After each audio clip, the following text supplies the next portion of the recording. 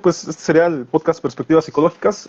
Precisamente hemos tenido ya algunos podcasts anteriormente. La realidad es que en mi caso particular he aprendido mucho. He tenido esta conversación con mi colega Israel Galicia, en la cual hemos estado platicando, no sé si debatiendo, pero sí compartiendo conocimientos, experiencias y demás. Y la realidad es que pues estos contenidos son el tipo de contenidos que yo consumiría, ¿no? De hecho, soy sincero, colega, en ocasiones me ha tocado estar escuchando la repetición y ahí me quedo un ratito, ¿no? Como viendo o sea, recordar algunas cosas, pero en realidad hasta aprender. Entonces, parece que es un contenido muy valioso, en lo personal a mí me gusta mucho y la realidad es que pues, estaría muy bien que continuáramos con temáticas así como diferentes y demás, para, como tú me decías, ¿no? En un momento dado, no necesariamente en temas psicológicos, sino de repente ampliar a lo mejor el conocimiento en temas o temáticas hasta actuales, ¿no? Que en un momento dado pues son de interés para la comunidad, para las personas, ¿no? No sé si gustes comenzar, bueno, con alguna introducción o algo. Nada más recuerdo que habíamos quedado el día de hoy a platicar, a terminar el tema de emociones básicas y por ahí a lo mejor iniciar o abrir el tema de la resiliencia, ¿no? Que también Así es es. fantástico y es muy, muy emocionante. Entonces, no sé si gustes dar alguna breve introducción. Claro. Bueno, igualmente un gusto, Omar, un gusto nuevamente para quienes nos puedan ver, que nos hagan favor de vernos y seguirnos. Pues sí, definitivamente se ha ampliado este tema de las emociones porque es lo que principalmente manejamos en la psicoterapia, ¿no? Y bueno, enfocados al área clínica, porque en realidad pues en nuestra vida diaria están presentes las emociones, ¿no? Y de todo esto se han tratado estos podcasts, estos últimos podcasts. Incluyo también los que hemos tenido sobre lo que es tanatología y sobre la relación de pareja, ¿no? La terapia de pareja también han estado muy interesantes. Yo igual, cuando veo la repetición, me quedo a verla y aprendo cosas. Es bien interesante este intercambio de experiencias, de conocimiento, de algunos ejemplos que has puesto, algunos que he puesto yo, y pues de alguna manera nos dan más apertura, ¿no? Nos dan ahora sí que más perspectiva psicológica en el sentido de que así se llaman estos podcasts y esto que estás manejando, Mar. Igual, nuevamente, refuerzo esto, un gusto nuevamente y pues yo creo que hoy sí terminamos con esta parte de las emociones en cuanto al contenido que hemos dado, ¿no? Porque pues es un tema pues prácticamente inagotable y principalmente porque, como decía, es lo que manejamos actualmente en la psicología. Obviamente se maneja el pensamiento, la conducta, los sentimientos, pero las emociones ha sido ya un tema muy recurrente, ¿no? Para, pues no nada más para nosotros, sino para todos los demás colegas en el área de la salud mental. Me presento, Israel Galicia, estamos aquí nuevamente.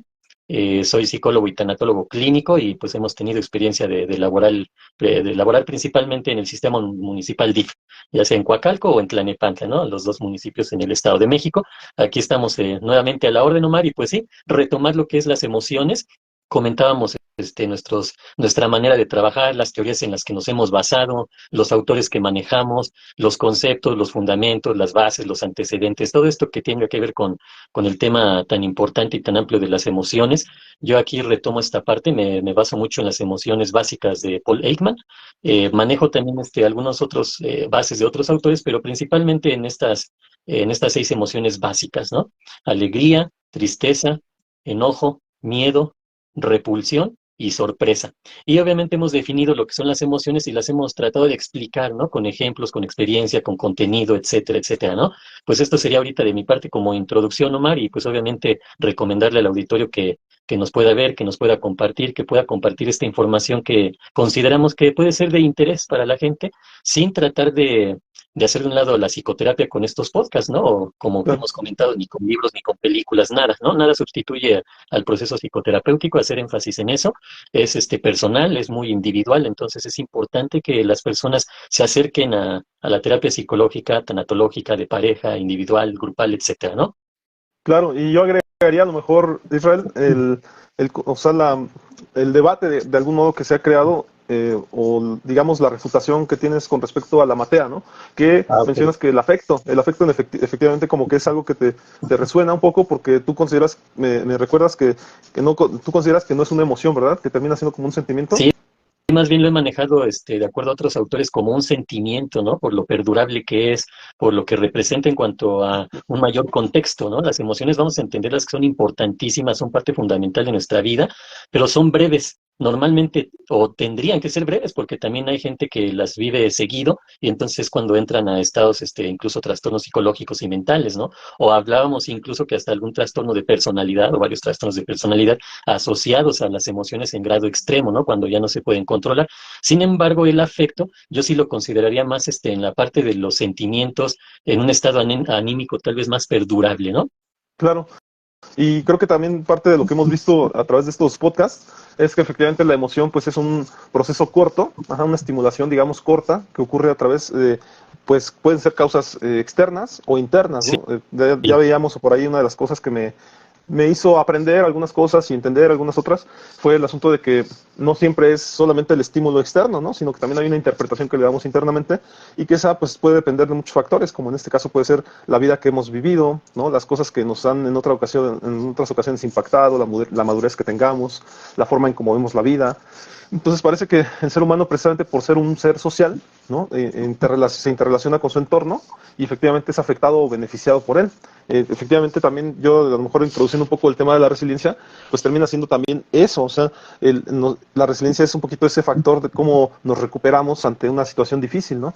Y creo que no hemos hablado de cosas tan diferentes a eso, o sea, a final de cuentas también la psicología lo que busca es eso, o sea, que nosotros a partir de estos estímulos externos que tengamos seamos capaces de entenderlos, de interpretarlos de una manera adecuada para que no nos impacten de manera fatal, ¿no? De manera difícil, y que tampoco eso nos genere en un momento dado el desequilibrio para continuar la vida, ¿no? Porque al final de cuentas lo que buscamos en esta vida, creo que todos en general, la mayoría sería difícil pensar que alguien busque lo contrario, pues es estar bien, ¿no? O estar en equilibrio, o tratar de estar en mejora continua, ¿no? Que es a lo mejor un tema, pues que creo que las personas podrían estar buscando constantemente, nada más que en ocasiones esa búsqueda es en los mismos lugares donde ya hemos buscado, donde no hemos obtenido resultados, y la realidad es que muchas veces hace falta una psicoeducación, una cuestión donde nos doten de herramientas para que cuando estemos en dificultades encontremos en esos lugares situaciones que nos hagan sentir mejor, ¿no? Porque en muchas ocasiones, y siendo bien sinceros,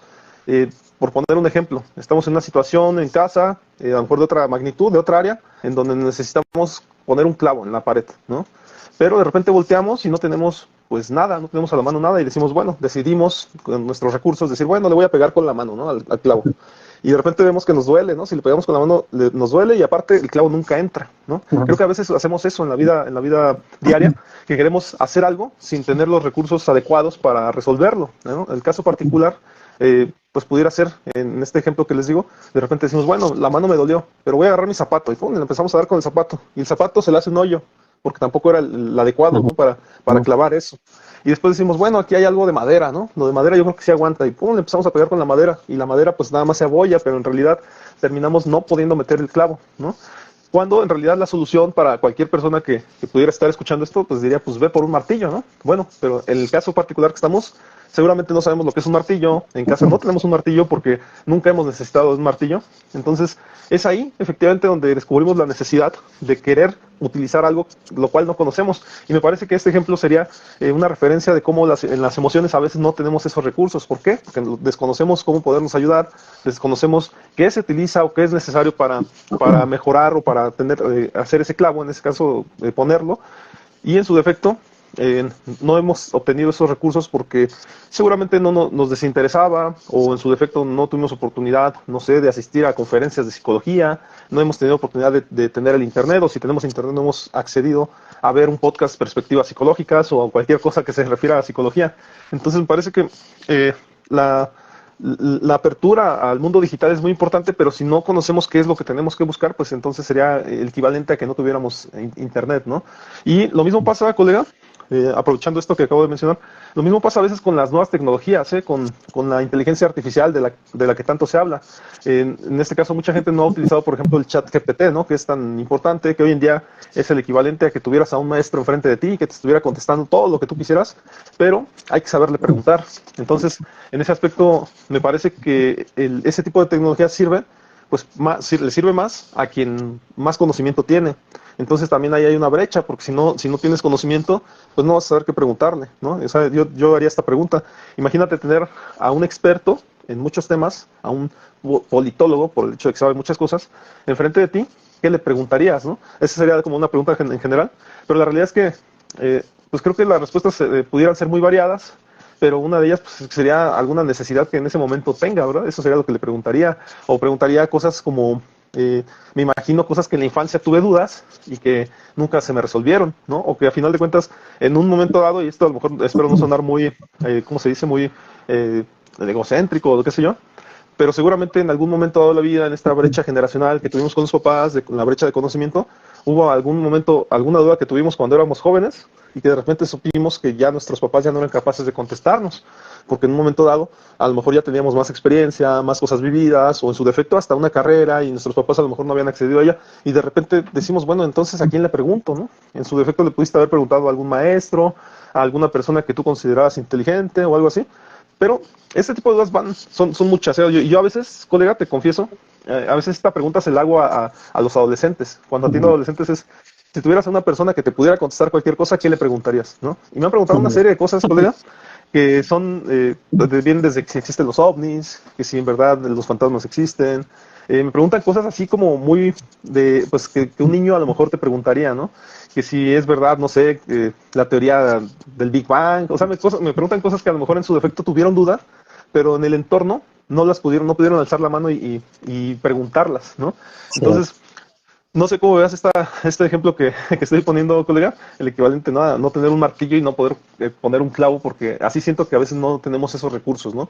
Para precisamente poder resolver a lo mejor situaciones cotidianas. No sé, colega, si puedes Sí, aperturar algún tema, ¿no? sí, mira, bien interesante esto, principalmente desde esta metáfora, ¿no? De no tener las herramientas necesarias, prácticamente es lo mismo, ¿no? Uno durante su vida, en las experiencias que vamos viviendo, en las distintas etapas que vamos pasando, bien interesante. Ahorita que comentabas esto, me vino a la mente esta situación que manejamos principalmente en el psicoanálisis cuando nos vamos a las etapas. Las relacionamos principalmente en lo que son las etapas biológicas o las etapas clásicas que conocemos, que nos enseñan en las materias de ciencias naturales, ¿no? Que son la etapa prenatal, neonatal, infancia, niñez. Algunos autores manejan como primera, segunda y tercera infancia o cosas por el estilo, ¿no? Pero yo lo manejo así, manejo prenatal, neonatal, infancia, niñez, adolescencia, juventud, adultez temprana, adultez media, adultez tardía o tercera edad y finalmente la vejez o la senectud. Nosotros en psicoanálisis lo asociamos mucho a lo que son las etapas psicosexuales, ajá, la etapa oral, la etapa anal, etcétera, ¿no? Y ahorita que comentabas esto, pues en cada etapa nosotros tenemos una serie de necesidades a cubrir o a satisfacer. Sin embargo, si no tenemos las herramientas, que en este caso en las primeras etapas normalmente nos tienen que ser proporcionadas principalmente por los padres o por las personas allegadas que están al cuidado del bebé, del niño, pues van a ir quedando una serie de rezagos o de frustraciones que se van acumulando y finalmente llegamos al momento en el que todo esto, pues como un hoy express, ¿no? Se genera tanta presión que ya no podemos con ella y aquí es donde entra la psicoterapia, ¿no? O hay veces que se viven momentos traumáticos, no necesariamente una serie de situaciones que vamos acumulando en las etapas, sino también pueden presentarse situaciones traumáticas en el momento que nos pueden generar o nos pueden activar una serie de situaciones de pensamientos, de sentimientos, de emociones, etcétera, ¿no?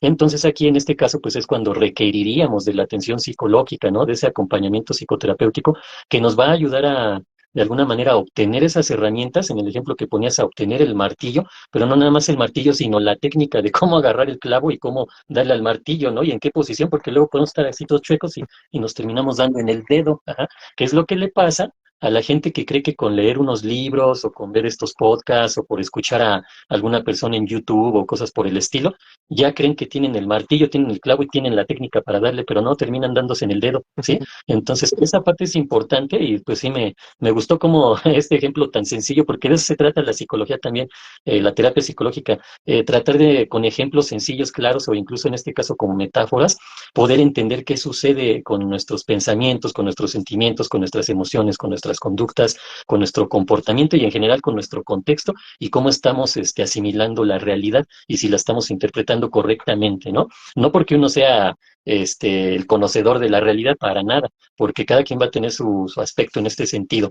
Ahora, con respecto a lo de la inteligencia emocional, eh, y lo relaciono aquí con esto que tú mencionas de la inteligencia artificial, es bien interesante, fíjate que yo le preguntaría a la inteligencia artificial, bueno, se los voy a confesar, se lo he preguntado, ajá, que si tiene emociones, y no contesta. Ajá. Te pone ahí que la emoción es esto y que hay una serie de emociones, pero no te contesta. ¿Por qué?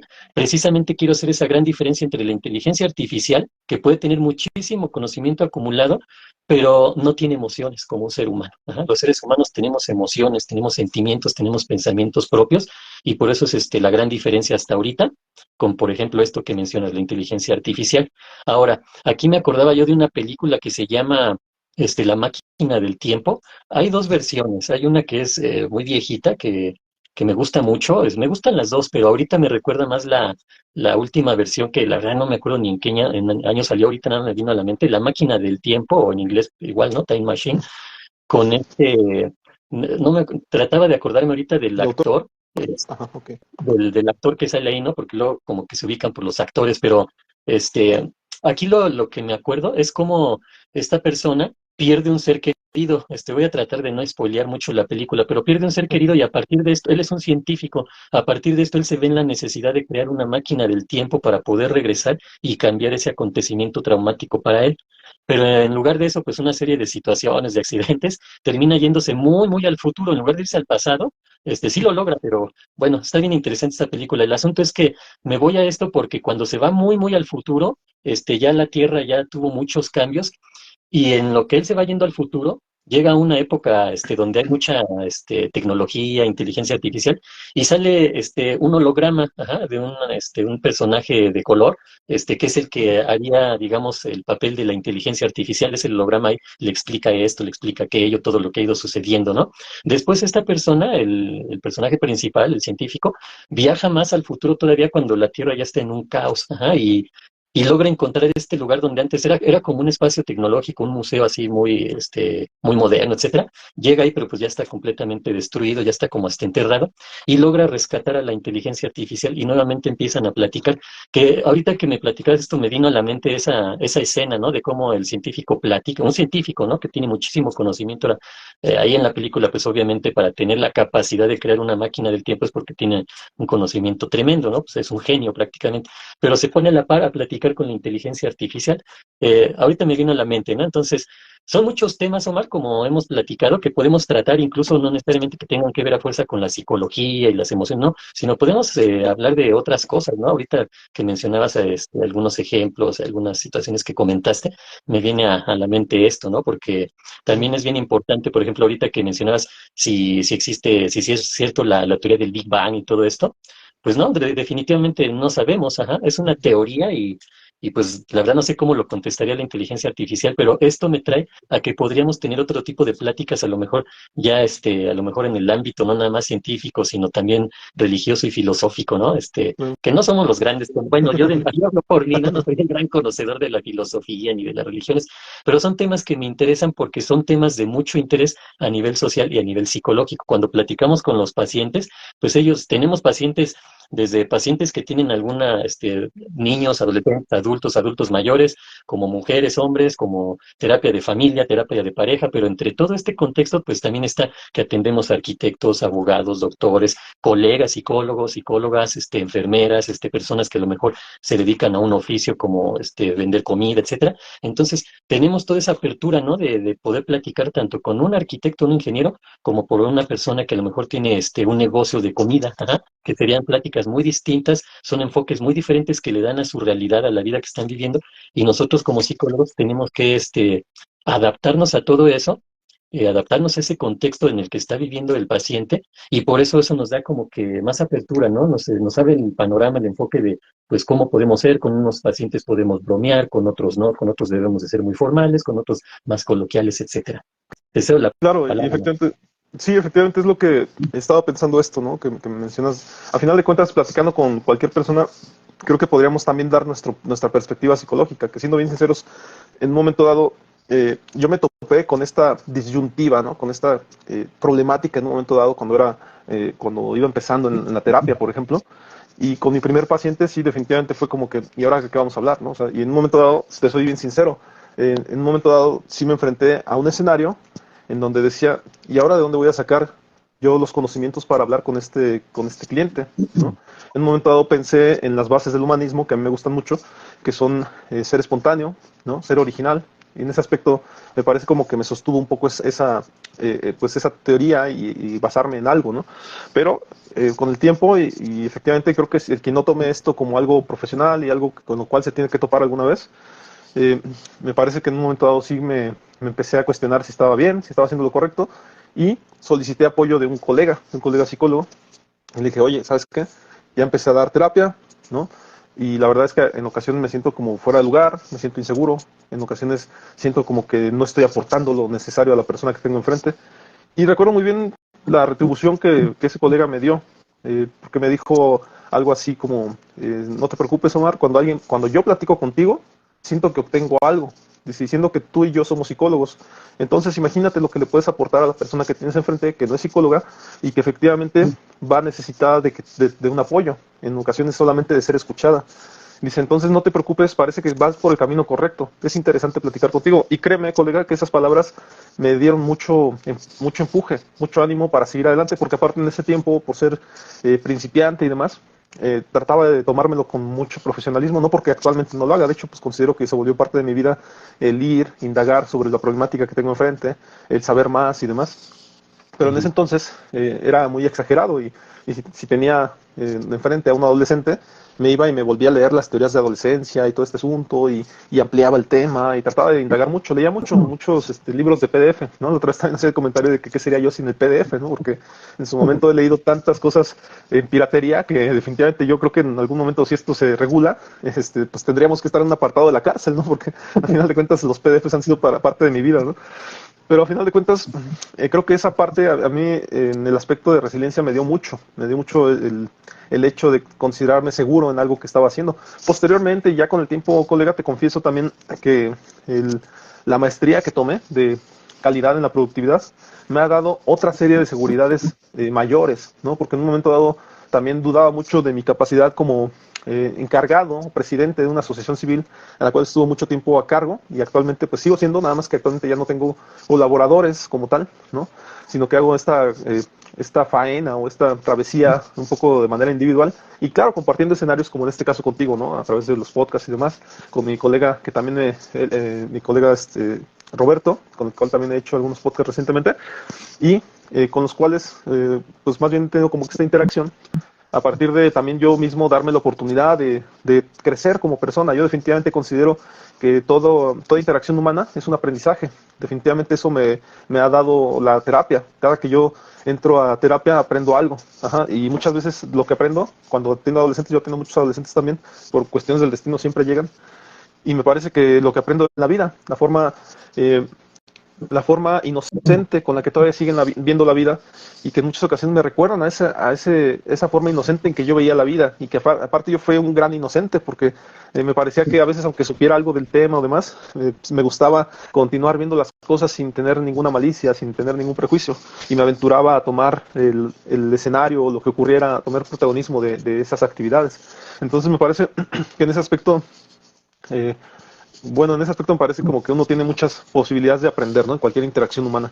No sé si me desvío del tema o algo, pero voy a retomar en otra cuestión. Ahorita que estabas hablando del tema de preguntarle a la inteligencia artificial, que si tiene me da la tarea de preguntarle en este momento, que yo generalmente tengo aquí a la mano para preguntarle a Copilot, ¿no? Que es el de Bing, el de Microsoft. Y le pregunté que si tenía emociones con todo y ¿cómo se llama? La apertura de la pregunta y el cierre de la pregunta. Y me contestó sí tengo emociones, o sea, sí tengo emociones, pero no son iguales a las de los humanos. Dice, momento, en este momento me siento confundido y frustrado por tu pregunta. Creo que es mejor terminar esta conversación. Y gracias por usar Bing. Entonces, me llama la atención, ya en otra ocasión también yo había hecho alguna pregunta así, y efectivamente como que pareciera que se enoja, ¿no? Pareciera que se enoja la inteligencia artificial. Ahora la han mejorado mucho, ¿eh? La han mejorado mucho porque anteriormente cuando empezó, sí había, a veces hasta marcaba error. De hecho, dice por aquí, Se pone una puede que sea, leyenda, ¿no? sí, Ahí puede que sea el momento de pasar a un nuevo tema. Así claro, de me poner menciona, así como, que el y contenido la no, no autorizado, algo descifrar, así. algo así como ponían en verdad. Sí, sí, y definitivamente también creo, colega, y voy a meter a otra temática. Ahorita estamos hablando acerca del protagonismo que debemos de tomar ante nuestra vida, aprovechando que está hablando de la inocencia, del adolescente y demás. Yo creo que una de las cosas que les fomento mucho en terapia es eso, que las personas sean las responsables de su vida. Y a lo mejor suena como un cliché o algo simple, pero en ocasiones hasta les he dicho, eh, en esta habitación, en este consultorio estamos tú y yo, ¿sí? Y tú me contrataste para apoyarte para salir adelante sobre esa problemática que tú tienes. En esta habitación habemos dos personas. ¿Cuál de las dos se tendría que encargar de tu vida? ¿No? Y en ocasiones en esa reflexión, o sea, ha habido gente muy avispada y claro, dicen que ellos, ¿no? Pero otros sí se quedan así como diciendo, titubeando y diciendo, casi casi me quieren decir, pues tú, ¿no? O sea, tú hazte cargo de mi vida, Eso ¿no? vine, ¿no? A eso vine, Guerra ajá. con mi vida. Pero me llama la atención eso, o sea, que las personas efectivamente tienen diferentes comportamientos. De hecho, en ocasiones sí me ha tocado como decirles, ¿no? La realidad es que el que se tendría que hacer cargo de tu vida, pues eres tú mismo, ¿no? Porque al final de cuentas tú vienes conmigo a que yo te dé una propuesta, ¿no? Seguramente muchas propuestas, y en esas propuestas, a final de cuentas, tú tienes que tomar alguna o crear una nueva, ¿no? Que esté ad hoc a tu manera de pensar, de ser, y llevártela, y aparte ejecutarla, ¿no? Realizarla ya en tu medio ambiente, en tu entorno, para que tú tengas un beneficio, ¿no? Porque el equivalente a venir y que nada más platiquemos y que todo se quede aquí y que nadie sepa, pues sería el equivalente a haber consultado Google, ¿no? El equivalente a haber visto una conferencia y nada más verla, ¿no? Entonces, en ese aspecto me parece que sí me ha dado la tarea de ser como muy contundente, muy afrontativo en ese aspecto. Y en un momento dado también fue de las cosas que tenía como muchas preocupaciones de si eso estaba bien en terapia, ¿no? Pero efectivamente me di a la tarea como de investigar en un tiempo, en una época, de saber si eso estaba bien, porque de hecho yo en mi vida cotidiana soy muy así, ¿no? Nada más que en ocasiones me daba cuenta de que a lo mejor en terapia eso no estaba bien, eso creía, ¿no? Creía yo. Cuando indagué, pues me di cuenta que sí está bien a veces ser afrontativo, pero hay que tomar en cuenta los mecanismos de afrontamiento, ¿no? Que en ese aspecto, pues yo los que investigué pues, son tres, ¿no? Que está la parte emocional, ¿no? La parte de acción y la parte cognitiva, ¿no? Y en ese aspecto hay personas que por el lado emocional efectivamente les late que algo puede ser, o el día amaneció bonito y hoy sí voy a hacer cosas, o el día amaneció gris y no hacen cosas. Entonces hay personas muy emocionales, sensibles, que no necesariamente se animan a hacer cosas. Por otro lado están las personas que piensan mucho, ¿no? Que son las cognitivas. Esas personas planean mucho, están totalmente todo el tiempo razonando cosas, racionalizando, pero no siempre llegan a la acción y efectivamente les cuesta trabajo convivir con alguien muy emocional. Y por otro lado, estamos las personas de acción, y digo estamos porque todavía considero que soy muy de acción. Sin embargo, me parece como que me he dado la tarea en mis terapias y demás, en mis terapias personales, de regular la parte de acción, ¿no? Porque efectivamente en un momento dado era alguien que es muy aventado para adelante y que definitivamente muchas de esas cosas me causaron muchos problemas en la vida y entonces mejor le tuve que detener en muchos sentidos y en muchas ocasiones, ¿no? Pero eso es lo que a veces tomo en cuenta para poder aventurarme a dar opiniones y demás. También me he dado mucho la tarea de ver mucho. Yo veía, ahorita que estamos aprovechando que hablabas de series, yo veía una serie que se llamaba En Terapia, ¿no? Es una serie inglesa que después tuvo su versión en Argentina, ¿no? Y que efectivamente ahí había un terapeuta, ¿no? Que recibía a muchos clientes y en una ocasión me llamó la atención y con eso me confronté yo mismo también. En una ocasión me acuerdo que este cuate le preguntó a una pareja que si sobre un hijo que iban a tener, sobre sí, o sea, por un embarazo, ¿no? Y ellos daban sus causas por las cuales no querían tener el bebé y causas por las cuales sí lo querían tener. Y el cliente, el esposo de la señora que estaba ahí, llevó al extremo al terapeuta en puntos de gritos y demás. Le preguntó, solo quiero que me contestes una cosa, ¿no? Le dice, ¿debo tener a ese bebé? Y claro, te estoy diciendo que lo llevó al extremo.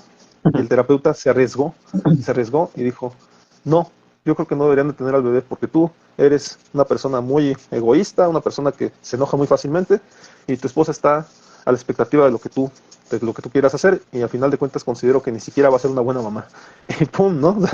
En ese momento pues creo que hasta lo demandaron y demás, pero fue un punto crucial en donde me di cuenta, a lo mejor precisamente lo llevaron al absurdo para que los televidentes como que nos cuestionáramos, ¿no? Si es bueno y más si eres psicólogo, te cuestionara si es bueno aportar. Yo en la vida misma, colega, también muchas veces me detengo a aportar mi opinión, porque efectivamente me he dado cuenta de que muchas veces la gente está esperando a escuchar a alguien que esté de acuerdo o a alguien que no esté de acuerdo para hacer o no hacer las cosas. Entonces, en ese aspecto, sí, te soy sincero, ya actúo por la vida un poquito más detenido.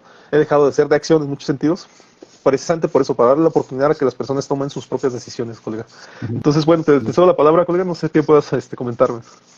Sí, bueno, con esto que comentas, bueno, yo respondería a la pregunta que hiciste sobre si te saliste del tema o algo así cuando comentaste esta situación de la terapia. Yo diría que no, ajá, ¿por qué? Pues porque precisamente este podcast tiene que ver con las emociones y lo que tú nos estabas exponiendo o compartiendo en este caso situaciones personales y que van relacionadas al cómo empezaste tú en terapia, esas situaciones de a lo mejor hasta de inseguridad de a ver qué puedo hacer por este paciente, estaré haciendo lo necesario, podré hacer más, cómo puedo apoyarlo, pues tiene que ver precisamente con emociones, ¿no? Tanto de la persona que estás atendiendo como tuyas, porque aquí pareciera que mientras el psicólogo está atendiendo al cliente o al paciente, pues no debe de tener emociones, pero sí, somos seres humanos y las tenemos, nada más que tenemos que regularlas y hay que aprender a hacerlo, ¿no? Que ya, a lo mejor lo enlazo a esto último que dices. Sí, definitivamente debemos aprender a moderarnos. Es bien interesante saber cómo plantearle a los pacientes, ¿no? Por ejemplo, algo con lo que topamos y que es una situación delicada que hay que tratar con pincitas, por ejemplo, es cuando les vamos a sugerir que te reciban atención psiquiátrica. Si para ir al psicólogo ya les costó un trabajo, pues para ir al psiquiatra peor, ¿no? Así como, no, pues es que ya estoy loco, me lo está diciendo el psicólogo, cuando uno no les dice nada de eso, ¿no? Por ejemplo, son temas así con pincitas, ¿no? O esto que dices de, ¿debo de tener a mi bebé o no? Ajá. Son respuestas que nosotros no tenemos que dar. O como dices, ellos deben de entender que son los responsables de su vida, pero no se lo hacemos ver así en la primera sesión y a ver, aquí vamos a aclarar algo, usted va a ser el responsable de su vida y yo nada más estoy aquí, pero no, obviamente no es así, sino le hacemos entender poco a poco, ¿no? Yo utilizo precisamente el tema de las emociones, le, le pregunto, ¿no? Mire, desde el punto de emocional, desde el aspecto emocional, cuando uno dice que, por ejemplo, en este caso, comentas algo mal y te digo, ay, me hiciste reír, me hiciste enojar, ajá, me hiciste llorar, le estamos cediendo la responsabilidad, pero también el control de nuestras emociones a la persona que tenemos enfrente, ajá, o a veces ni enfrente, porque luego estoy hablando de X persona que vi no sé qué tal día y que me hizo enojar, ajá. Entonces, ese tipo de cuestiones las vamos manejando en terapia para que la persona logre hacer conciencia. Hablábamos la vez pasada de lo que es conciencia, de tener esa capacidad de darnos cuenta de las cosas, de interpretarlas, de afrontarlas, de superarlas, ¿no? Todo eso en sí sería conciencia, no nada más es me doy cuenta y ya, hacen conciencia de que sí, definitivamente son las personas responsables de sus emociones, pero al mismo tiempo que son responsables de sus emociones, pareciera que es algo que les puede pesar, ¿no? Porque en un principio les pesa hacerse responsables de sus emociones o de sus actos o de sus pensamientos o de sus palabras, pero conforme va pasando el proceso psicoterapéutico, eso les va liberando porque saben que así como son responsables de esto y de aquello, también pueden ser responsables de obtener un bienestar para sí mismos y que si ellos tienen el control de sus emociones, en este caso hablando del tema más específico que son las emociones, pues van a poder controlarlas ellos, ¿ah? No alguien más que le pueda hacer enojar, que le pueda hacer llorar, etcétera. Entonces yo creo que esto es importante. Aquí a lo mejor yo mencionaría un poquito a un autor, Klaus Scherer, que nos menciona los componentes que tienen que ver con las emociones. Ajá. Él, bueno, comento tantito sobre él. Ajá, ahorita pues se puede decir que es de los personajes o de los psicólogos científicos que tienen más inferencia en esta cuestión de las emociones, sí, y es otro de los autores que a mí me gusta manejar mucho porque él nos mencionaba que las emociones se relacionan con algunos componentes que a lo mejor esto nos puede ayudar o a lo mejor a lo largo de una terapia, cuando lo vamos entendiendo, poniendo ejemplos, nos ayuda a entender perfectamente la diferencia entre sentimientos y emociones y es aquí donde yo entro a este terreno que te decía, donde no comparto que la afectividad sea una emoción, sino más,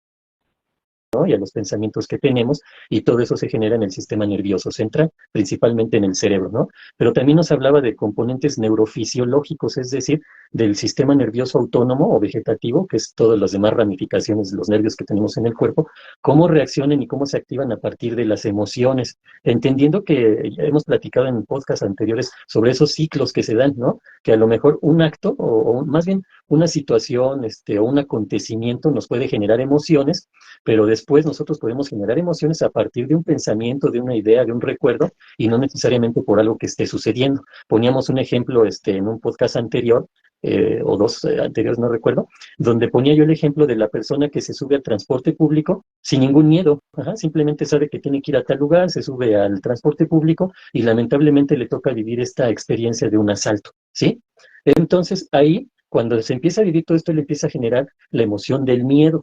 Ya después, pues la emoción del enojo, de que cómo es posible, etcétera. Pero ahí primero esta persona no va pensando en que le van a asaltar o algo, o situación así, simplemente va pensando en que tiene que ir a tal lugar. Ajá.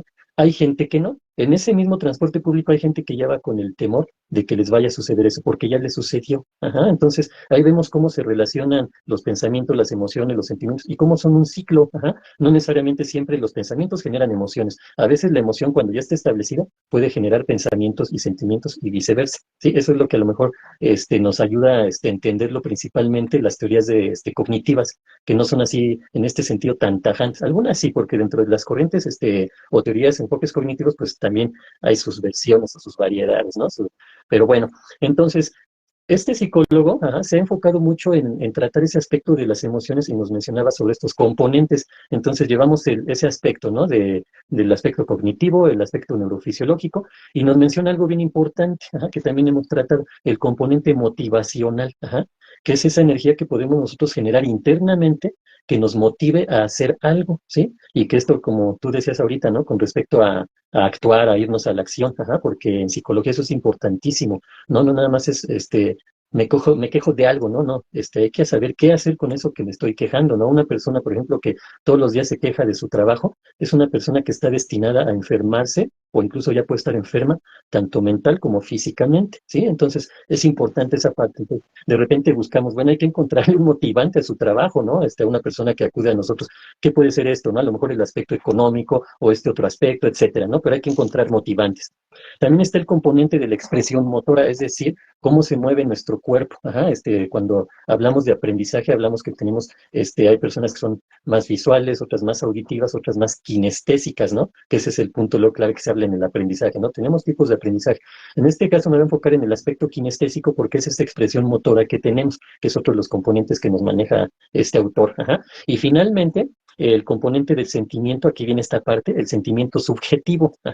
¿Qué es esto? Lo mencionábamos en algunos podcasts, es cuando definíamos la emoción, que la emoción es subjetiva, es decir, es personal, es individual. Cada quien la interpreta, la vive y la experimenta de acuerdo a la vida que lleva, de acuerdo a su forma de ser, de acuerdo a su personalidad. Entonces, cuando hablamos de sentimiento subjetivo, nuevamente nos vamos a esta parte de los procesos cognitivos que se dan en el sistema nervioso central y esto puede generar de alguna manera sentimientos. Entonces, un pensamiento, un sentimiento, un acontecimiento, etcétera, puede generar un sentimiento y el sentimiento, contestando a lo mejor un poquito de lo que hablamos, con lo que aperturamos también entre la diferencia entre emociones y sentimientos, pues ese sentimiento puede ser normalmente también generado, pero a lo largo, digamos, de cierto tiempo o es más duradero que una emoción, pero lleva ese componente emocional, ¿sí? Entonces, también esto ahorita pues era lo que quería comentar al respecto y te cedo la palabra, Omar, y un poquito más adelante me iré de lleno a lo que son las 6 emociones básicas. El podcast anterior hablamos de la alegría,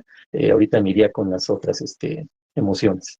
Claro, en ese aspecto te platico un poco, ¿no? Yo me di la tarea de hablar, de investigar sobre resiliencia. Resiliencia me llama la atención porque lo que aprendí en la escuela de psicología era mucho que la resiliencia ocurría mucho en niños, ¿no? Y que a final de cuentas los niños eran capaces de salir de problemáticas que estaban viviendo en su entorno y que para ellos les era más fácil, ¿no? Ya con el tiempo se ha descubierto pues, que no todos los niños son así, hay unos más resilientes que otros. En su defecto también ya hoy en día se habla de depresiones en niños, de ansiedad en niños, estrés y demás.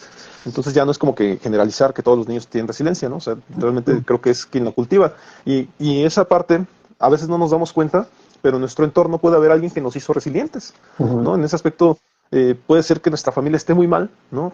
Pero que a final de cuentas una persona o alguien que nos visitaba nos dio esa capacidad de visualizar que podemos salir adelante. Y a lo mejor ahí pongo el ejemplo de Matilda, ¿no? La película, donde efectivamente su entorno de esta niña es muy feo, Sí. los papás están totalmente despreocupados o preocupados por sus propias cosas. Disfuncional totalmente. Totalmente disfuncional la familia, y cuando ella va a la escuela, pues la maestra otra vez, ¿no? La Tronchatoro, otro caso particular donde es muy mala y los hace pues ver su suerte a todos y demás, y entonces de repente te das cuenta que Matilda es mágica, ¿no? O sea, ella tiene esas capacidades de magia, ¿no? Que a lo mejor en ese aspecto la parte donde quieren hacer notar que es diferente, ¿no? Y de repente ella ve la resiliencia en una maestra, ¿no? Una maestra que alcanza a ver en Matilda, pues que es una niña especial. Especial no me refiero a que tenga alguna incapacidad o discapacidad, no, me refiero a que es mágica, ¿no? Y que aparte es buena niña y también la maestra es buena maestra y que al final de cuentas terminan dándole a su custodia, ¿no? A que cuide a Matilda, porque pues es como la mamá que nunca tuvo, como la familia que nunca tuvo. Y los papás pues terminan hasta regalándosela, ¿no? Así como que quiere a Matilda, pues quédesela, ¿no? Y terminan dándole algo así como sus papeles, ¿no? Sí. Entonces, yo sé que a lo mejor la llevan esto al absurdo, pero pues la realidad es que es una película que te capta mucho la atención porque de repente ves cómo le está pasando mal la dichosa Matilda, ¿no? Y en ese aspecto, te repito, yo estaba viendo, recordando lo que nos habían platicado de resiliencia, y también me recuerdo que en algún momento me hablaron de resiliencia cuando yo estaba estudiando la preparatoria, ¿no? En su defecto que a mí me tocó estudiar la preparatoria en México, en la vocacional. Estaba por el lado de lo físico-matemático, y me acuerdo que me hablaron de eso. Entonces, ahorita me di la tarea como también de recordar y retomar de dónde viene la palabra resiliencia, y efectivamente proviene de la física, un poco de la química, en el sentido de que es, en realidad la definición de física es pues un material, ¿no? Un material, te pongo de ejemplo, libro, un material que Ujú, recibe un impacto y es capaz de absorber ese impacto. En este caso, a lo ujú, mejor el libro, si le pego, no necesariamente se deforma, ¿no? Sino que es capaz de efectivamente mantener su forma, ¿no? No es así a lo mejor con algunos materiales, como pudiera ser a lo mejor esas esponjitas, ¿no? Que les pegas y se deforman, o pudiera ser lo mismo, no pudiera no ser lo mismo con un vidrio, ¿no? Un vidrio que no esté templado, en el cual tú le pegas y se rompe, ¿no? Pero cuando vi recientemente ese término de templado, me llamó la atención y me puse a indagar acerca de por qué el vidrio templado es más fuerte que un vidrio normal, ¿no? ujú, Y me llamó la atención porque yo había escuchado en algún momento dado me habían hablado del metal templado y que si se sabe templar el material, pues ahí surgieron las espadas templadas, ¿no? En donde las espadas templadas se dice que tienen una resistencia y que usaban los caballeros, ¿no? En la época medieval, en donde efectivamente quien tuviera una espada de esas características mejor templada, pues tenía más posibilidades de ganar una batalla, ¿no? Porque ujú. efectivamente nunca se le rompía y demás. Entonces, me dio la tarea de indagar sobre qué era templar y vi que efectivamente termina siendo una reacción química, ¿no? Donde si tú un producto le generas calor, un calor intenso, ¿no? O sea, por ejemplo, en este caso el vidrio lo vuelves a calentar o a quemar, ¿no? Ujú. Y después lo enfrías, se vuelve más duro, pero corre el riesgo de romperse. ¿Por qué? Porque ya lo expusiste a fuego.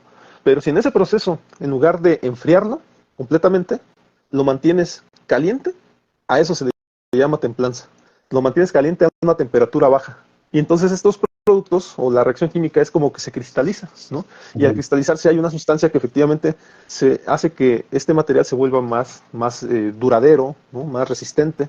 Entonces, me llamó mucho la atención porque creo y no sé que no voy a descubrir el hilo negro, pero creo que hemos utilizado mal la palabra resiliencia, porque resiliencia solamente es soportar el golpe. La palabra correcta sería templanza. Entonces, en ese aspecto, todas las investigaciones serían acerca de la templanza de las personas. Pero, a final de cuentas, lo dejo ahí pues al léxico que utilizamos, a la biografía y a las referencias que quiera tomar la gente. Según yo, esa es mi creencia, ¿verdad? De acuerdo a esta investigación que Ujú. hice. Pero más allá de eso, me llama la atención porque se habla de que las personas efectivamente saquen de su amplio, de su moral, ¿no? De sus principios, saquen por ahí alguna característica para sobreponerse a las dificultades. Eso sería la resiliencia. Y hace rato hablaba yo de eso, ¿no? Donde no necesariamente estamos dotados para hacer eso, aunque hay una cuestión que me llamó la atención. La persona no sabe que es resiliente hasta que vive momentos difíciles. Entonces, en Ujú. ese aspecto parece que muchas personas sacarán la parte resiliente hasta que vivan alguna problemática. Desde luego sería mejor ir al escenario o enfrentar los escenarios difíciles ya con una capacidad, ¿no? Teniendo ya a lo mejor esta posibilidad, esta madurez, este alcance y conocimiento acerca de lo que es la resiliencia, sería mejor ir a enfrentar ese tipo de problemáticas a que si las enfrentamos sin saber nada, ¿no?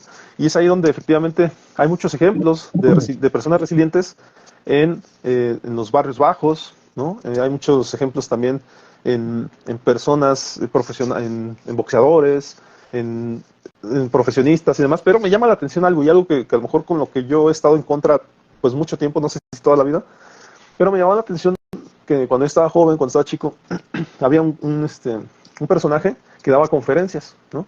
Y que daba conferencias y el cuate no tenía ni brazos ni piernas, ¿no? y decían, no, este cuate es una persona que le ha tocado vivir cosas muy feas y al final de cuentas se sobrepuso a todas esas dificultades y hoy en día da conferencias, ¿no? No es que me cayera mal esa persona, para nada, de hecho ni siquiera y nunca vi ninguna conferencia de él.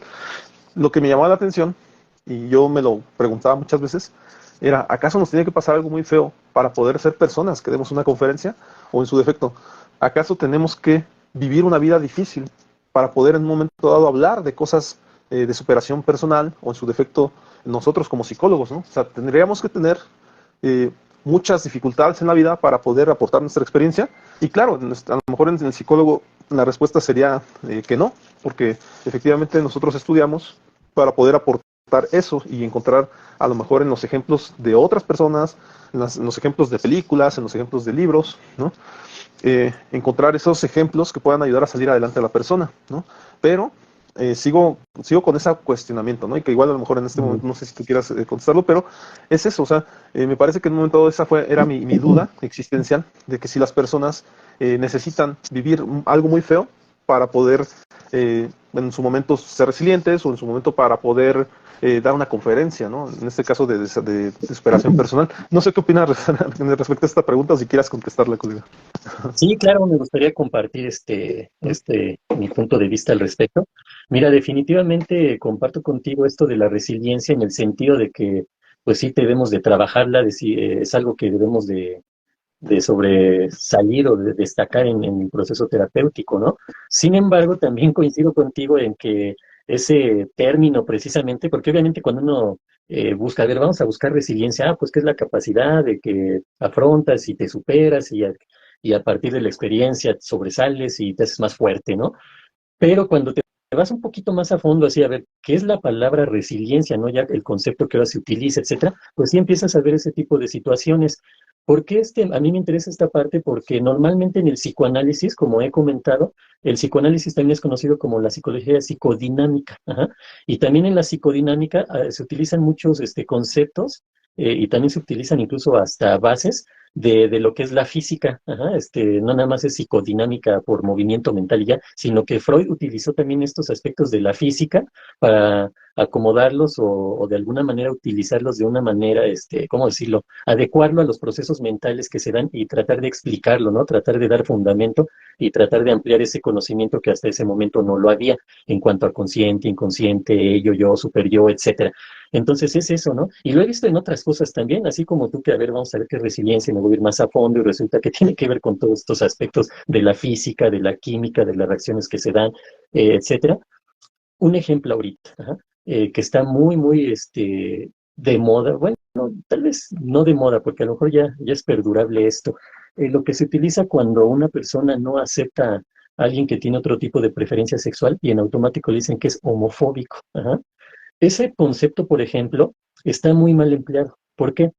Porque homofóbico, si sabemos un poquito, nos vamos a fondo de esa palabra compuesta, la fobia no tiene que ver con un rechazo nada más, ajá, o con una repulsión. La fobia tiene que ver con la emoción, hablando de las emociones, del miedo, ¿sí? Entonces, cuando una persona no acepta a otra, no necesariamente es por miedo, puede ser por distintas cosas, por desacuerdos, etcétera, ¿no? Sin embargo, están empleando ese término de manera indiscriminada y muy mal empleado, ajá. Y pues en este caso, pues ya se hizo parte, ¿no? De ese lenguaje que ahorita me gustaría también tocar ese punto de lo que es el lenguaje y las emociones. Pero nos regresamos a la parte de la resiliencia. La resiliencia, entendiéndola como esa capacidad que tenemos para adaptarnos, yo la utilizo mucho en conjunto con lo que es la motivación, porque la motivación también es un componente esencial para el trabajo psicoterapéutico. Cuando a una persona le empezamos a ayudar a que se empiece a encontrar motivos o motivantes en su vida, es una persona que puede avanzar. ¿Ah? Una persona que no logramos que trabaje su motivación, difícilmente podemos hacer que avance en el proceso psicoterapéutico. Y también obviamente partimos de esto, ¿no? Vamos a encontrar motivos o incluso como lo maneja Víctor Frank, ¿no? Sentido a la vida, ¿no? Darle sentido a la vida a partir de motivos, de motivantes, de objetivos, de metas, etcétera, ¿no? Y todo esto nos lleva hacia lo que ahora conocemos como resiliencia, que es esa capacidad de fortalecernos, así como el ejemplo que ponías de la espada, ¿no? Que se fortalece, se hace más ruda, más fuerte a partir de esos procesos, ¿no? De de exponerla, ¿no? En este caso a la espada. En el caso de una persona, pues la persona se expone a experiencias muy complicadas, muy difíciles, extremas incluso, y a partir de ahí se fortalece cuando tiene las herramientas, ¿no?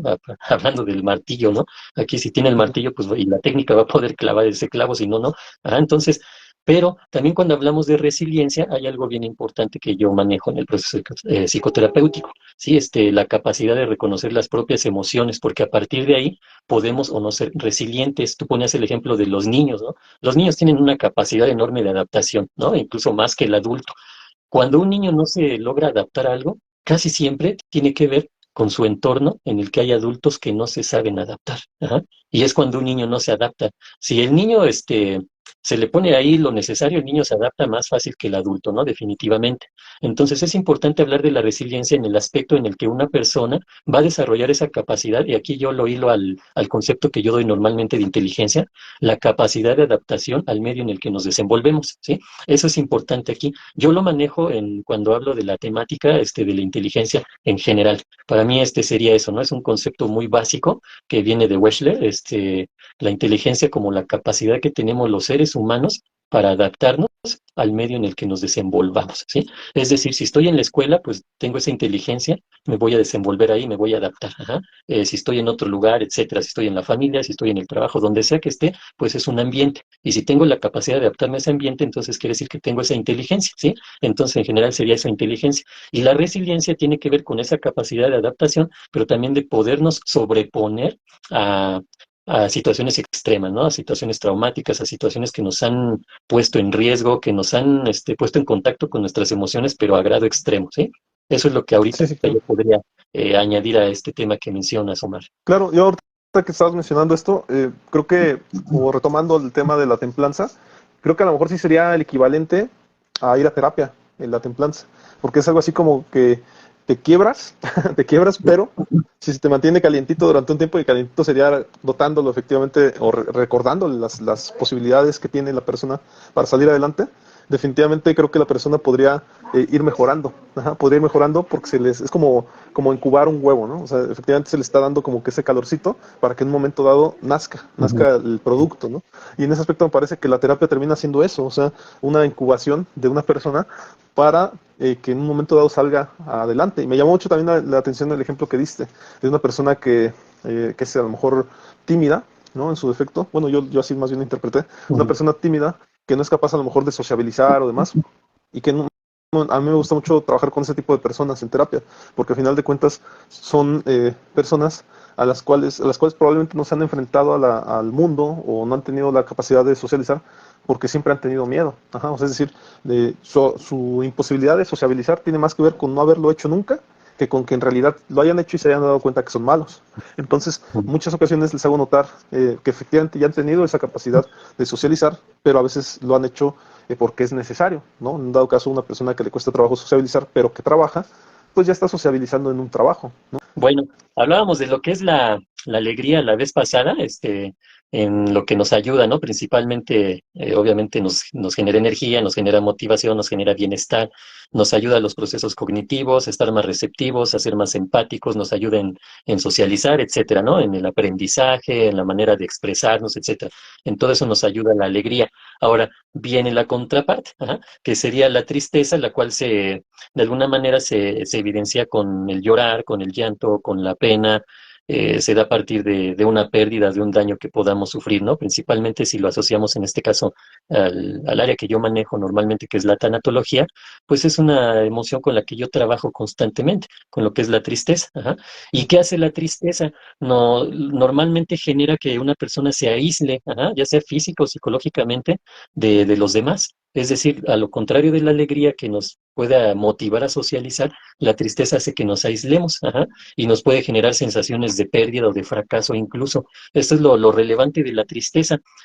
Puede incrementar la decepción en una persona, especialmente si ha ido disminuyendo la esperanza, ¿no? Por ejemplo, la alegría hace que ese sentimiento de esperanza crezca, la tristeza hace lo contrario, ¿no? Hace que nosotros como personas pues vayamos perdiendo la fe, la esperanza en lo que sea. Ujú. Genera situaciones de sentirnos indefensos, de sentir ausencia de control de la situación.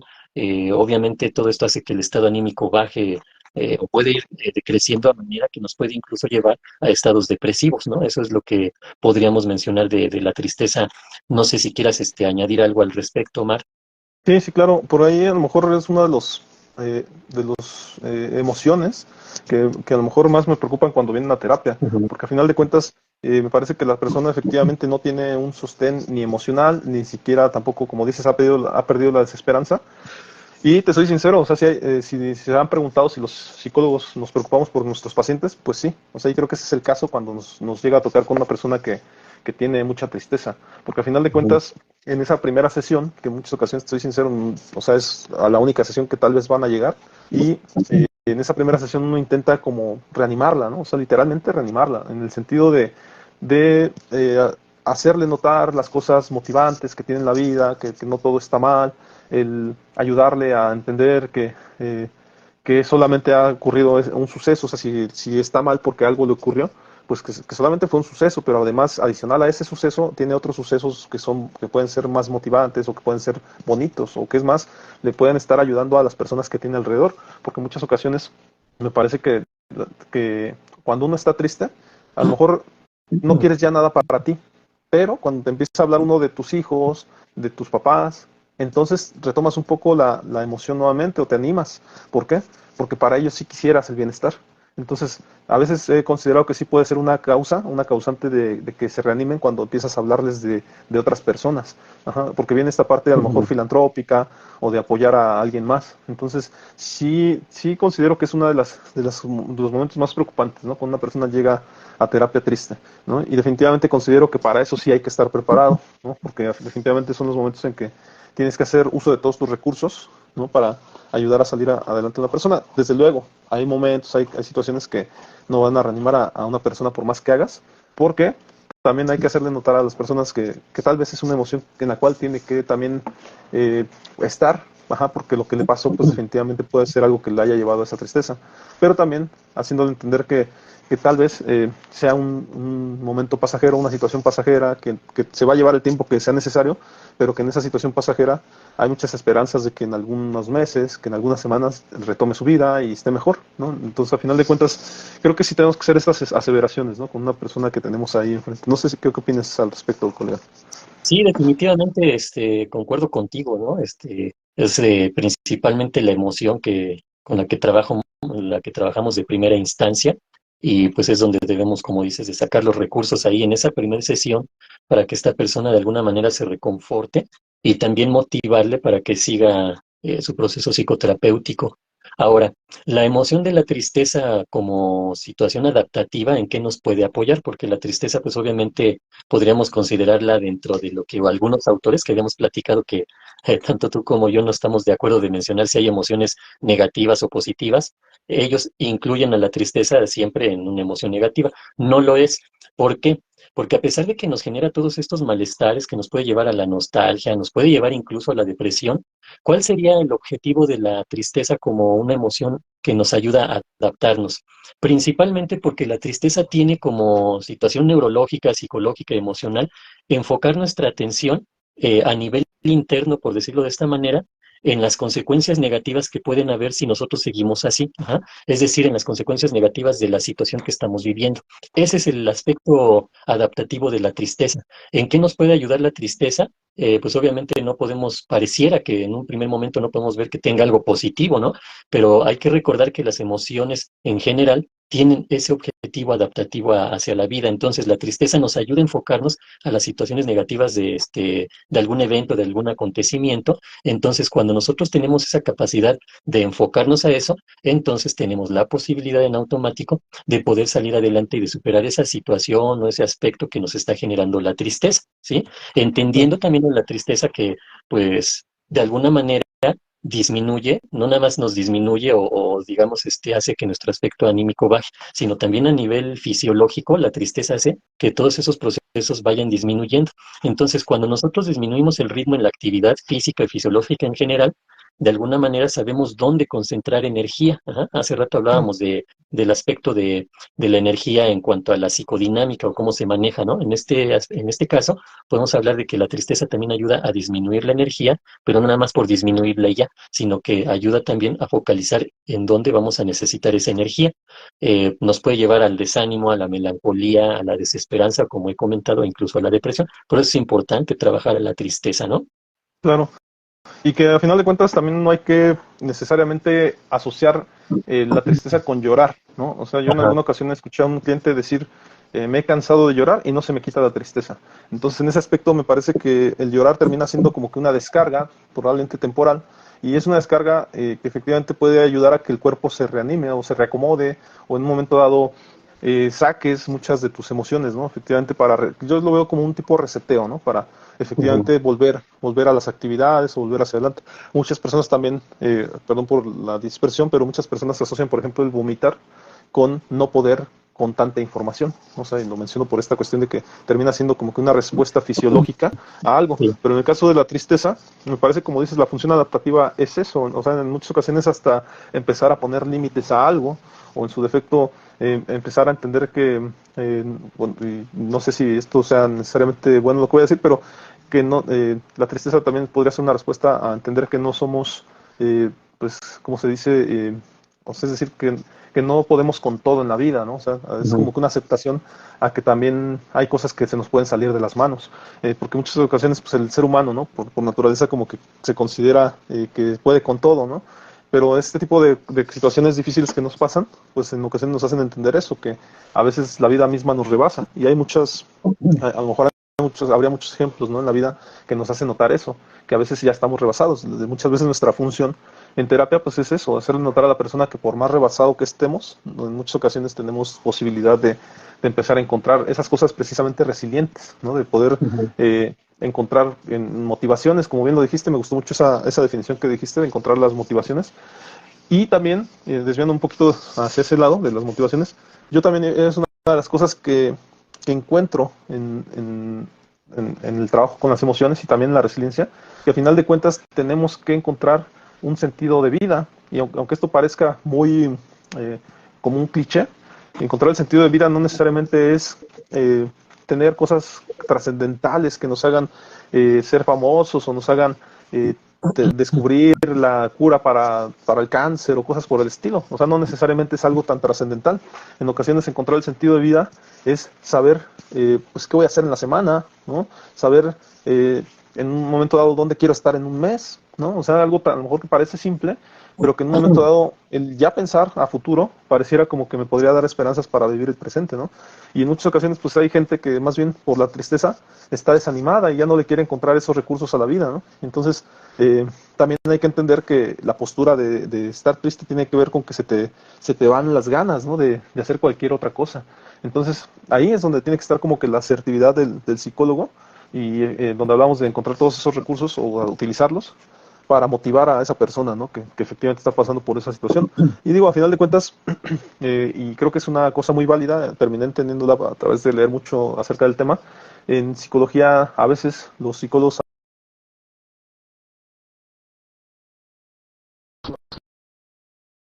cuentas, la persona que tenemos enfrente tiene que entender que nosotros también somos seres humanos y que la comprendemos también desde la experiencia, ¿no? Desde esta postura que a nosotros también nos han pasado situaciones que efectivamente nos han hecho dudar, dudar a veces de nuestras capacidades, a veces dudar de si la vida es justa o injusta, o hasta dudar si está bien continuar adelante o mejor detenerse. Entonces, creo que si en algún momento dado es posible hablar de nuestras vidas, creo que tendría que ser en este momento de cuando nos encontramos con la tristeza en el escenario, ¿no? Desde luego, pues también si estás alegre, ¿verdad? Porque en ese momento Ujú. la persona también pudiera pensar que es el único alegre en la vida, ¿no? No sé si quieras comentar algo al respecto o continuar a lo mejor con alguna otra emoción, colega. Sí, ya nada más a lo mejor este cierre con la emoción de la tristeza. Obviamente otro de sus objetivos es transmitir a los demás que nos estamos sintiendo mal, ¿ah? Que no nos encontramos bien. Es, digamos, esa intención, ¿no? También porque acordémonos de cuando empezamos a hablar sobre las emociones que se reflejan en nuestro rostro, ¿no? con movimientos faciales. Entonces, eso en automático también genera en otras personas la empatía, porque esa persona que está frente a nosotros puede detectar que estamos sintiéndonos mal, que estamos tristes, y en automático también genera ese lazo, ¿no? Afectivo o esa situación de intercambio o de actividad social que también tiene la tristeza, ¿no? Digamos, cuando vemos a alguien triste, los que estamos, que obviamente somos la mayoría a lo mejor en estados normales, ajá, pues nos genera una reacción, ajá, ver a un niño triste, pues es algo que nos mueve, que nos puede, ¿no? Pero igual a la gente que queremos, o incluso aunque no tengamos nada que ver con esa persona, el solo hecho de verla triste genera una reacción, ajá, y también esa es otra de las intenciones de la tristeza, ajá, generar esa empatía. Entonces, cuando una persona se siente triste, pues, como dices, no necesariamente va a llorar, pero sí se va a evidenciar en otros aspectos, ¿no? Por ejemplo, principalmente en rasgos faciales.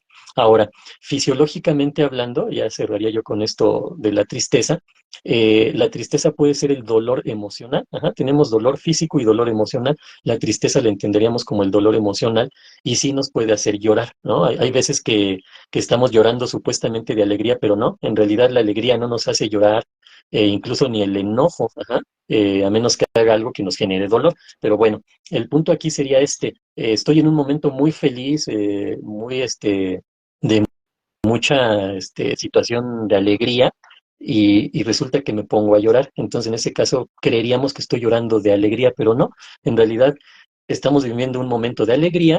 Vamos a ponerlo así, ajá, me recibí por fin, ajá, después de tantas situaciones complicadas, logré recibirme y en ese momento me pongo a llorar, entre comillas, de alegría, pero no, estoy llorando de tristeza. Uno diría, bueno, ¿por qué llorar de tristeza en un momento de alegría? ¿Por qué? Porque los seres humanos tenemos muchas situaciones en el inconsciente, entonces en ese momento de alegría, que sí efectivamente puedo estar muy feliz, muy alegre, de mucho bienestar porque me estoy recibiendo, inconscientemente lo estoy asociando a todos esos momentos tristes que tuve que vivir para llegar a este momento de alegría. Y esos momentos tristes que me están haciendo generar, vamos a poner así, tristeza, pues son los que me hacen llorar en ese momento de alegría. Ajá, entonces, es bien interesante todo esto cuando lo platicamos a nivel fisiológico. Pero ahí está la emoción de la tristeza. De mi parte, a lo mejor cerraría lo que es la emoción de la tristeza. Igual y nos vamos a la emoción de la ira, pero te cedo la palabra, colega. Sí, principalmente me vino a la mente, ¿no? Esta cuestión de, ahorita que hablabas de que pues está llorando por tristeza, ¿no? Porque se recordó todos esos momentos difíciles que pudo haber vivido.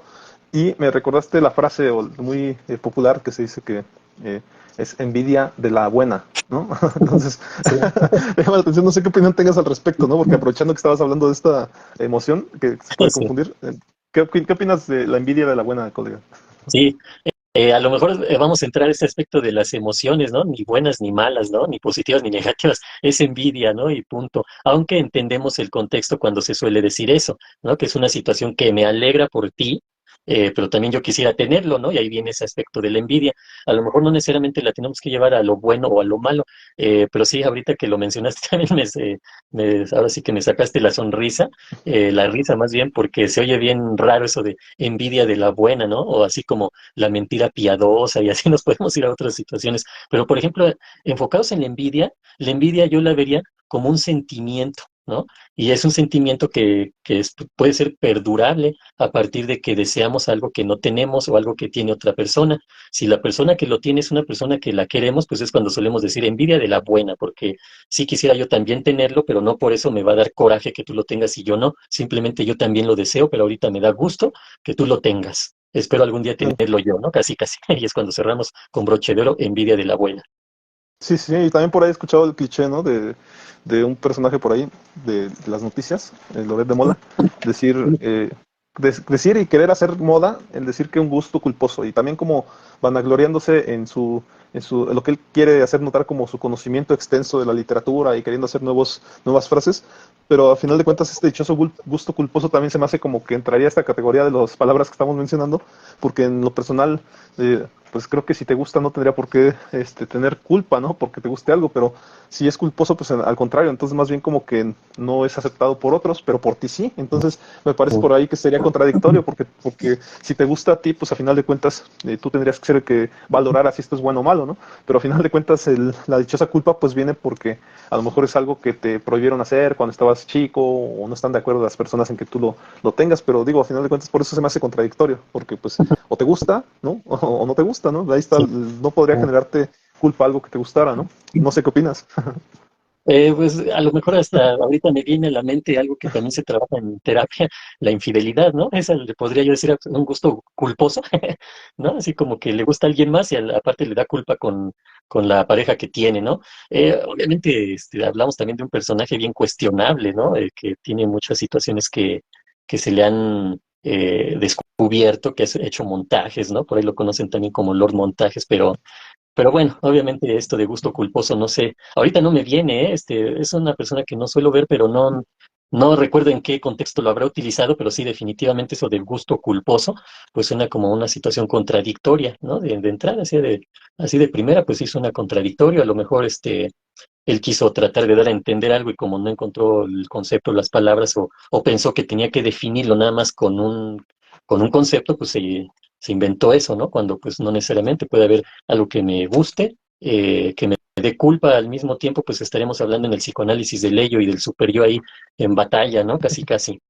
Claro, o de estos lapsus que menciona Freud, ¿no? En donde efectivamente sale la verdad a la luz. Entonces yo también pensaría que somos lo que comemos, somos lo que consumimos, y en un dado caso, pues creo que está saliendo a la luz la verdad. Entonces, más bien, Sí, la culpa, pues es porque está aceptando algo que le gusta y que en su momento dijo que no le gustaba, ¿no? Un poquito como su vida, como esta vida que estás describiendo que es el dichoso Loret, ¿no? Que tampoco es que lo consuma, nada más que en su momento yo leí algún libro de su papá. Me llamó la atención que ahora existiera un dichoso Loret de Mola que ahora es más joven, ¿no? Y entonces en su momento sí llegué a ver algunas noticias de él. No me cae muy bien el tipo, no por lo que digan actualmente, sino que simplemente se me hacía así, en ese aspecto, o sea, como que medio cuestionable porque se me hace un poquito contradictorio su personalidad. No tengo nada contra él, pero simplemente no me gusta ver su contenido, ¿no? sí, Y te no. estoy hablando de años, ¿eh? Porque después lo dejé de consumir. Sí, no, es una persona que, hay que decirlo tal cual, ha demostrado que no tiene ética. Ajá, esa es la realidad. Ya si de eso es inteligente o no, pues ya es otro asunto, ¿no? Pero fíjate que ahorita que mencionas estas temáticas, también viene a la mente, hablando ya del psicoanálisis, que es algo que se trabaja mucho en psicoterapia, ¿no? Con la persona que no necesariamente tiene culpa, ajá, sino es una persona que a lo mejor hizo algo porque le gustó hacerlo, pero viene la consecuencia. Entonces, a partir de la consecuencia, viene esa supuesta culpa, porque también hay que verlo, ¿no? Hay personas que han cometido actos ilícitos o han afectado a otras personas, pero no están sintiendo culpa en realidad, más bien les está doliendo la consecuencia que ahora están sufriendo de que se descubrió, de aquí de lo que mencionas, ¿no? Se descubre la mentira, ¿no? Si yo hice algo y se descubre, entonces siento culpa, pero no, en realidad no estaríamos hablando de culpa, más bien estaríamos hablando de que está siendo afectado por la consecuencia de eso que hizo con cierto gusto, ¿no? O Claro, gustosamente. y que literalmente en psicología aquí vendría el darse cuenta, porque Sí. efectivamente cuando descubrimos algo que siempre habíamos creído que existía de esa manera en que lo entendíamos, cuando lo descubrimos, pues ocurre el insight, diría el psicoanálisis en psicología es darse cuenta, y a partir de eso es que tomamos cartas en el asunto. A veces es difícil enfrentar este tipo de problemáticas de las cuales nos damos cuenta porque estábamos tan acostumbrados a hacerlo o a ver las cosas de esa manera que ahora es difícil como retomar, reformar la vida, cambiarla, a modo de que esto que veíamos como algo normal, ahora tenemos que hacer algo diferente. Ahí está la dificultad efectivamente de confrontarse, ¿no? Con nuestra realidad o con lo que queremos, porque muchas veces eso que nos damos cuenta, pues efectivamente a veces es algo que nos ha estado deteniendo para salir adelante, para avanzar, ¿no? En nuestras vidas, de acuerdo a lo que queremos en la vida, ¿no? Oye, Ujú. colega, por ahí yo siento que ya nos extendimos un poquito, nada más igual, si quieres, le damos ahorita, bueno, ahorita si quieres le damos a una emoción Ujú. y con eso terminamos. Y también, si me lo permites, también, pues me dio la tarea de investigar un poquito acerca de autores de resiliencia, ¿no? Porque pues siempre Ujú. hablamos de autores y es importante como saber de dónde viene, ¿verdad? Y me dio la tarea de observar un poquito más a fondo porque cada que veo ese tema de resiliencia me sale un autor que se llama Boris Cyrulnik, que un día te lo había mencionado, que Ujú. habla de los patitos feos, tiene un libro que se llama Los patitos feos, y que efectivamente yo he escuchado que muchas personas han salido adelante a partir de ese libro. Dice por ahí que también tiene otro libro que se llama El murmullo de los fantasmas y El amor que nos cura.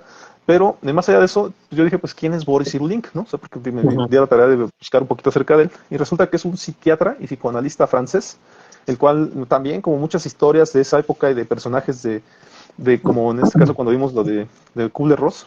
Ujú. Me parece que en este caso él también sobrevivió al holocausto y se dedicó a investigar cómo las personas pueden superar sus traumas y desarrollar su potencial.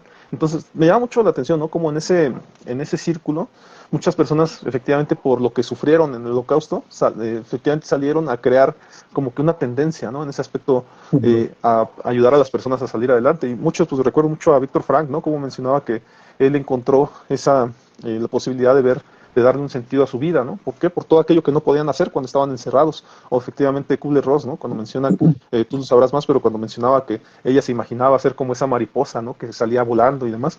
Por eso, porque parece que tuvieron mucho tiempo para pensar. En ese aspecto yo también a veces me he cuestionado, colega, si nosotros tendríamos que tener esos reseteos de vez en cuando, ¿no? Porque de repente cuando le perdemos a lo mejor el sentido a la vida, yo me cuestionaría si necesitamos recrear un escenario en donde nosotros nos sintamos como encerrados, como que estuviéramos en el holocausto, ¿no? Sin tantas motivaciones y sin tantas cosas como comida, como comodidad, para poder en un dado caso resurgir, ¿no? Como ellos lo hicieron. Y en Ujú. ocasiones me he cuestionado eso, colega, si es necesario como que ausentar la tecnología, ausentar todo aquello que nos genera placer, pues para retomar a la vida como un ser nuevo, ¿no? O renovado. No sé qué opinas al respecto, colega. Sí, mira, ahorita lo voy a asociar con algo que mencionabas anteriormente, con respecto a siempre estar atentos, ¿no? De quiénes somos, de lo que podemos hacer y de lo que podemos influir en la persona que tenemos enfrente, pero también hacia nosotros mismos, ¿no? En este caso, de los ejemplos que pones de estas personas que vivieron situaciones bien complicadas, uno pensaría, ¿no? Incluso hay hasta este dicho de que nadie experimenta en cabeza ajena, pero sin embargo, sí pudiéramos, o bueno, yo quisiera pensar que hay formas de salir adelante o como mencionas, de resetearnos o de darle sentido a la vida continuamente y no necesariamente a partir de una situación de conflicto o traumática, ¿no? Incluso aquí la parte que tú te enfocas a lo mejor a aislarnos, sí, yo lo manejo en psicoterapia, ¿no? Que la persona necesita momentos de soledad. Por ahí dicen, ¿no? Que la soledad es un buen lugar para visitar, porque obviamente ahí te conoces a ti mismo. Cuando estás en soledad no puedes platicar con nadie más, no puedes ver a nadie más, no puedes escuchar a nadie más. Entonces, ¿qué te toca? Pues verte a ti mismo, hablar contigo mismo, escucharte a ti mismo, ¿no? Y por lo tanto reflexionar sobre quién eres, pero no necesariamente a partir de una situación de holocausto, ¿no? Qué bueno que no vivimos situaciones de ese tipo. Por ejemplo, ahorita que se está hablando mucho del del huracán Otis, ¿no? De que devastó las costas de Guerrero y muchas colonias. Siempre se enfocan en Acapulco, Acapulco, Acapulco, porque pues es la parte conocida, la parte turística, la parte que vamos a decirlo así, importa económicamente hablando, ¿no? A otras situaciones, pero pues obviamente cuando nos vamos a la cuestión humana, pues claro que importa Acapulco, pero todo lo demás que está atrás de Acapulco, ¿no? Todas esas personas que no reciben apoyo o lo están recibiendo, pero difícilmente por las condiciones que hay, ¿no?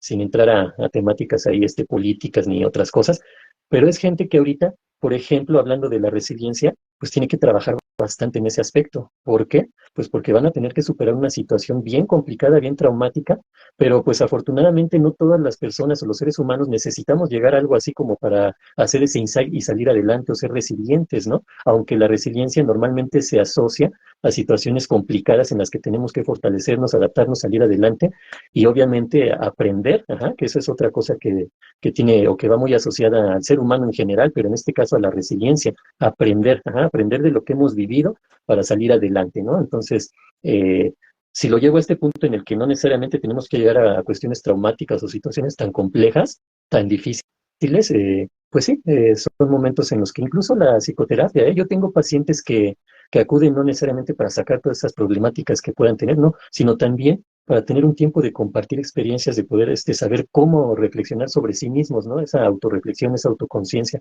ese autoconocimiento. También la psicología es para eso, no nada más para situaciones de conflicto emocional, conflicto psicológico, traumas, etcétera, ¿no? También es para las personas que buscan salir adelante, aunque estén bien, pero quieren mejorar. Ajá, también el proceso psicoterapéutico sirve para eso, para salir adelante o para prever situaciones, etcétera, colega.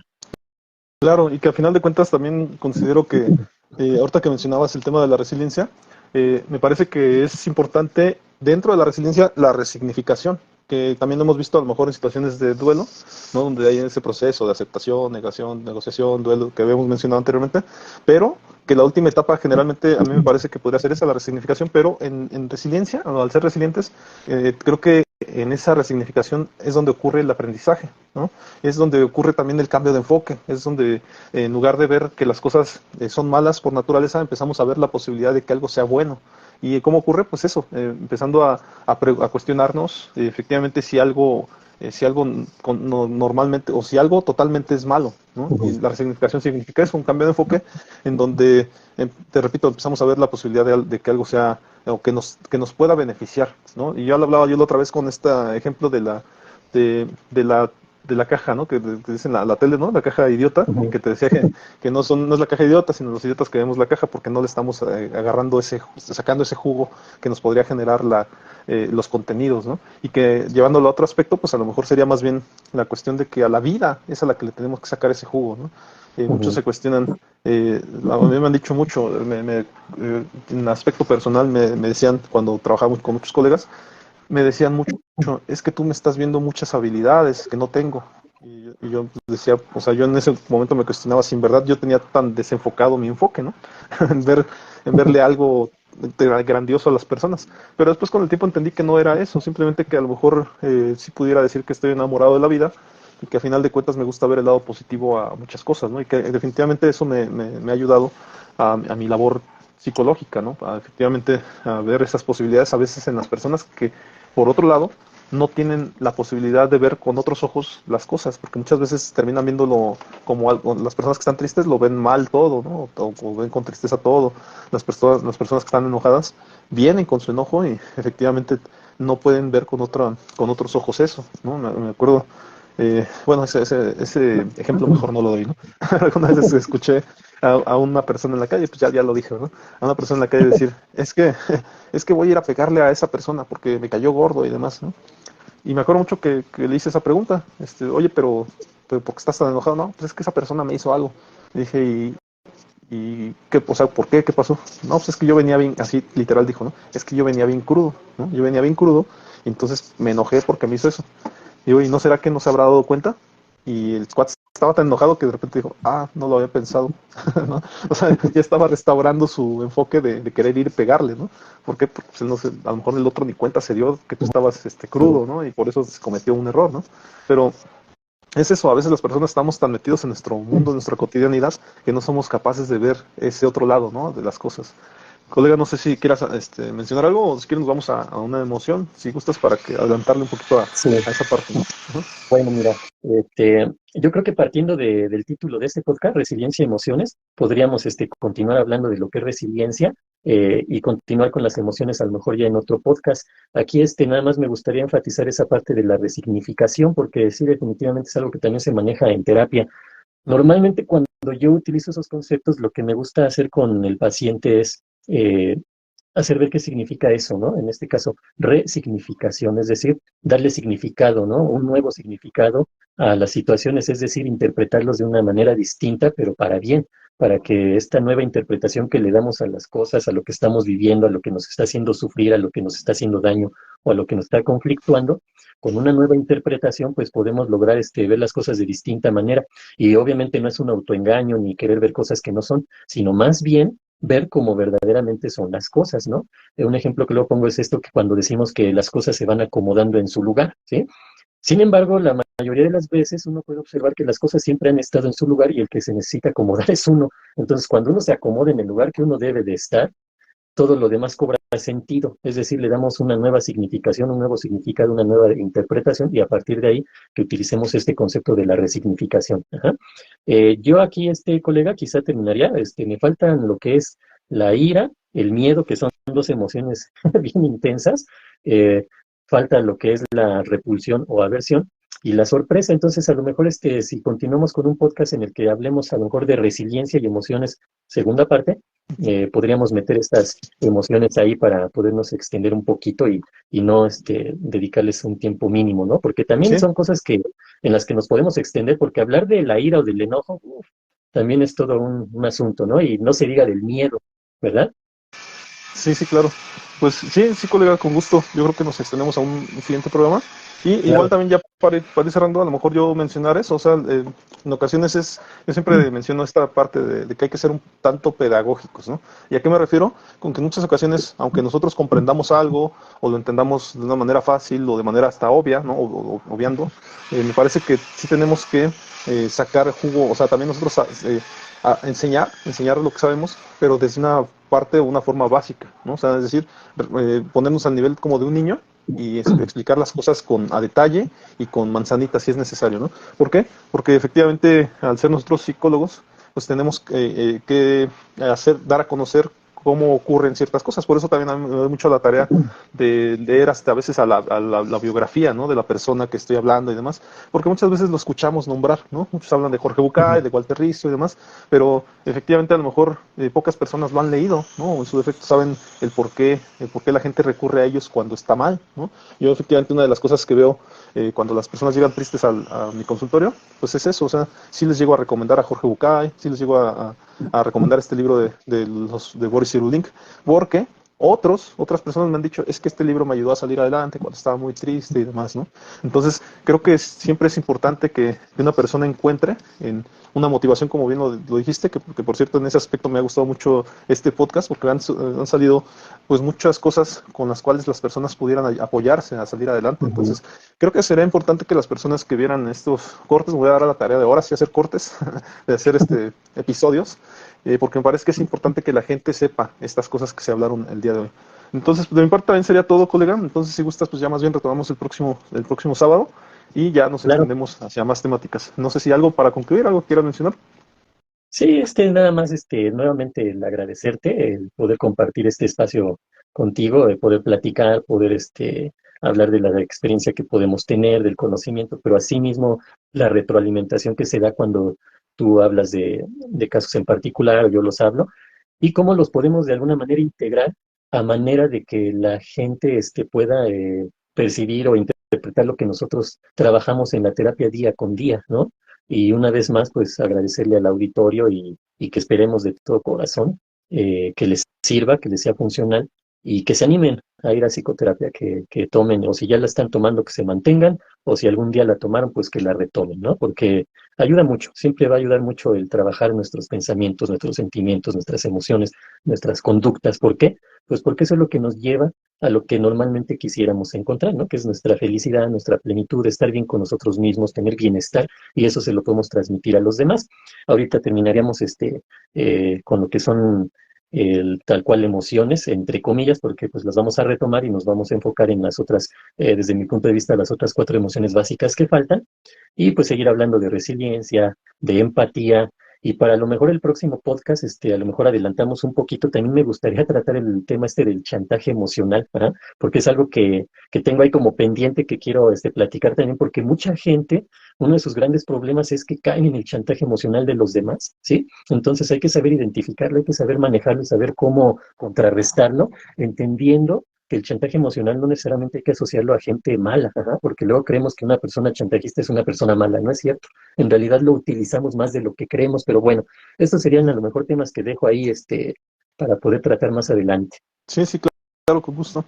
Y yo pues nada más recordarlas por ahí las redes sociales. En mi Ah, caso pues ok. es Psicomar Susano en las diferentes plataformas. Estoy como Psicomar Susano y desde luego pues aquí al colega pues en Psicología del Alma, ¿no? Que al final de Sí. cuentas he visto tus videos, quedan muy padres, ¿eh? O sea, con este intro que les pusiste se ven muy bonitos y creo que por Muchas ahí gracias. los has ido mejorando y se ven muy bien. Entonces también creo que en ese aspecto pues pueden seguir también tus redes, ¿no? Como Psicología del Alma o Sí, también muchas no sé si gracias. quieras dar alguna otra información, colega. Pues no, nada más esa, Psicología del Alma, estoy en lo que es Instagram, en YouTube, en Facebook, en Twitter, en general, ¿no? Que son las redes sociales. Y pues el contacto directo que sería vía WhatsApp, ¿no? Está ahí en estas páginas, pero pues lo damos también es en el 55 14 93 95 80, su servidor Israel Galicia, psicólogo y tanatólogo clínico. Un gusto, Omar, un gusto con el auditorio poder compartir esta información que esperemos que les sirva, que les motive y que les lleve también a su proceso de crecimiento personal y psicoterapéutico. Muchas Claro. gracias. Pues nos vemos, colega, que tengas una excelente tarde y un excelente fin de semana. Igualmente, colega, un gusto saludarte y platicar contigo. Muy bien, hasta luego. Nos vemos.